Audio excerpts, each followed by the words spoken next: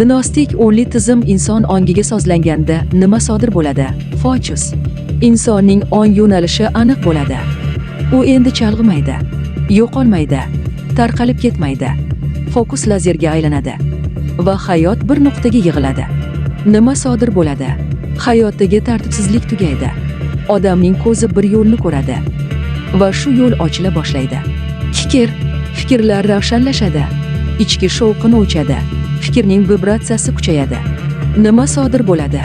Odam xatoga kam yo'l qo'yadi. To'g'ri qarorlar ko'payadi. O'zini boshqarish yengillashadi. Tasavvur endi tasodifiy emas. U maqsadli gologramma yaratadigan kuchga aylanadi. Nima sodir bo'ladi? Odam hayot loyihasini o'zi chizadi. Kutilmagan imkoniyatlar paydo bo'ladi. Rejalar tez shakllanadi va ro'yobga chiqadi. Vibratsiya. Insonning energiya chastotasi ko'tariladi. Past vibratsiyali holatlar o'z kuchini yo'qotadi. Nima sodir bo'ladi? Odam stressni tanimaydi. Yengillik paydo bo'ladi. Yaxshi voqealar ket keladi. Energiya impulsi. Ichki kuch uyg'onadi. Energiya harakatga kiradi. Impuls tashqi olamga signal yuboradi. Nima sodir bo'ladi? Tezlik oshadi. Natijalar tezlashadi.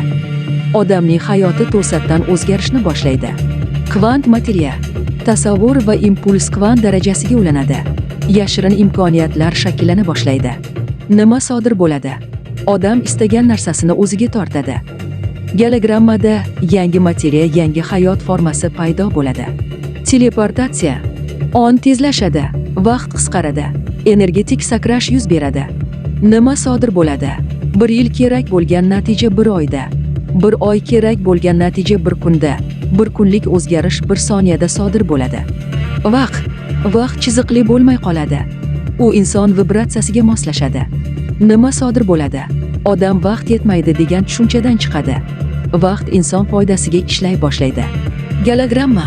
Tashqi dunyo ichki dunyoning aniq ko'zgusiga aylanadi. Nima sodir bo'ladi? Odam ichkarini o'zgartiradi, tashqi hayoti majbur o'zgaradi. Hayotdagi muammolar o'zidan yo'qoladi. Olam insonning energiyasiga moslashadi. Telepatiya. Insonning energiya signali kuchayadi. U odamlarni o'qiydi. Odamlar uni sezadi. Nima sodir bo'ladi? Aloqa inglizcha so'zsiz sodir bo'ladi. Odam kim bilan ishlash kerak, kimdan uzoq turish kerak darhol sezadi. Haqiqatni yashirish mumkin bo'lmay qoladi. Sezgi ochiladi. Yakuniy o'zgarish. Qanday insonga aylanadi? Fokus sozlansa, fikr uyg'onsa, tasavvur kuchaysa, vibratsiya ko'tarilsa, energiya impulsi yoqilsa, kvant materiya yaratilsa, teleportatsiya tezlik bersa, vaqt moslashsa, gologramma qayta yozilsa, telepatiya ochilsa, inson o'z olamini o'zi yaratadigan kuchga aylanadi. U o'z hayotining tomoshabini emas, yaratuvchisiga aylanadi. U muammolardan qochmaydi, ularni ildizidan o'chiradi. U komil bo'ladi, kuchli bo'ladi, tez bo'ladi va o'z olamini boshqaradi.